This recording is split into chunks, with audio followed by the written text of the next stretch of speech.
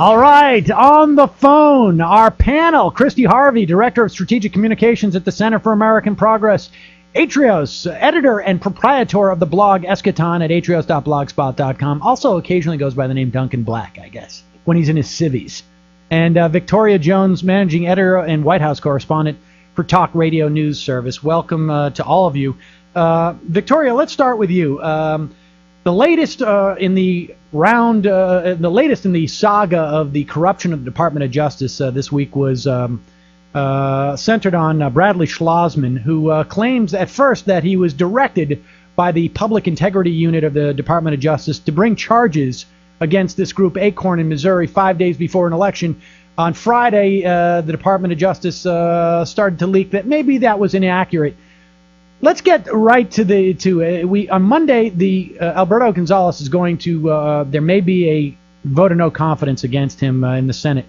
What do you think? Is there votes there? Do you think that's going to actually be brought up? And what happens after that? I think the votes are there. Oh, let's remember that Schlozman also says he didn't know that Acorn was liberal. Yeah. Right, he didn't know that. But he only occasionally watches the news. Well, he watches he watches one channel, I imagine, to get his news. So yes. Who knows what he knows? I think we all know what he knows if he watches it. So, I think the votes are there in theory. I think it's one of those things that when push comes to shove, do people actually genuinely have the guts to cast that vote?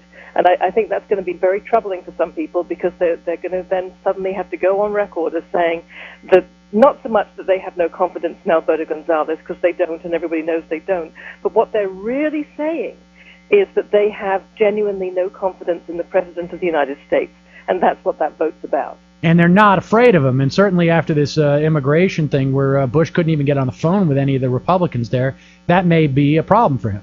Yeah, it could be a problem for him.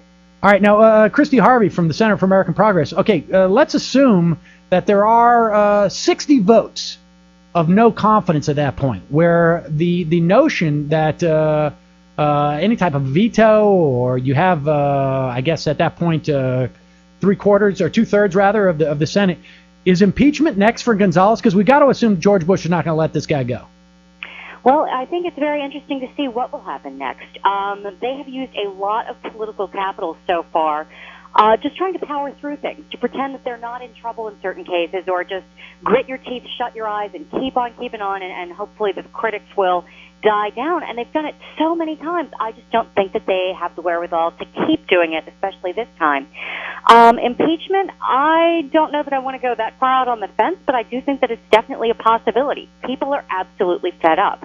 And especially with everything that went down with the Justice Department this past week, this is the second or third time we've seen this very blatant example of what was actually happening with the Justice Department. There was another very famous case in Wisconsin with a U.S. attorney named Stephen Biskupik, who was on the list to be fired, did a little bit of some shady finagling with voter fraud cases, and kept his job. So the more they start to look at not who was fired, but who wasn't fired and what they had to do to keep their jobs, I think that Alberto Gonzales is just not going to be able to stick it out. And they've actually written into the Department of Justice manual, shady finagling apparently is one of their job requirements now at this point. It is. I hear they get a special bonus for it. That's right. They get the Christmas bonus for the shady finagling. Atrios, let's talk a little bit about the so-called grown-ups in Washington, the major pundits who have remained oddly silent on this. Even in the Scooter Libby case, when Judge Reggie Walton was talking about the notion of how important Patrick Fitzgerald's position was and how legitimate his appointment as special prosecutor was, he brought up in very sort of, I guess, quiet terms, or implicitly suggesting that we could have problems at the Department of Justice right now. You need the ability to appoint a special prosecutor, because who knows how corrupt these people are. Why aren't these so-called adults weighing in on this? It is rather strange. I mean, I think it's important to note that the public integrity section of the Justice Department it's an important section, because in theory, at least, and hopefully still in practice, it's sort of very walled off from even the day-to-day operations, which themselves aren't supposed to be very political. I mean, this is the section which tends to do public corruption cases against public officials, et cetera. And so, they have a great interest in maintaining their integrity and the perception of integrity. So when you have Schlozman, who has a great voice for blogging, by the way, when you have Schlozman, essentially saying that he was working at their behest and trying to sort of put the blame onto them, it's no surprise that they're going to seriously push back, because they basically exist to avoid even the whiff, even the hint that they lack integrity. Integrity is their middle name, after all. So this, it's no surprise that they're going to push back. As for why there's actually a surprising amount of silence on this, I mean, I don't know. I wish I understood. I mean, it got almost no coverage on the Sunday shows today, at least that I saw. There seems to be this sort of general perception in Washington, this general sense among official Washington that, these people are incompetent and we're stuck with them. I mean, Christy, help me out with this.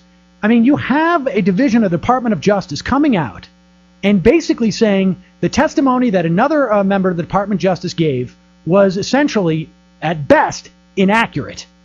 I mean, right. Why is this not a story in Washington? It's absolutely a story. I think that that Alberto Gonzalez's best friend right now is Paris Hilton. I think that luckily so much of the mainstream media has been focused on that vicious cycle there, that they've allowed some big actual news stories to get past them this week. Surprise, surprise.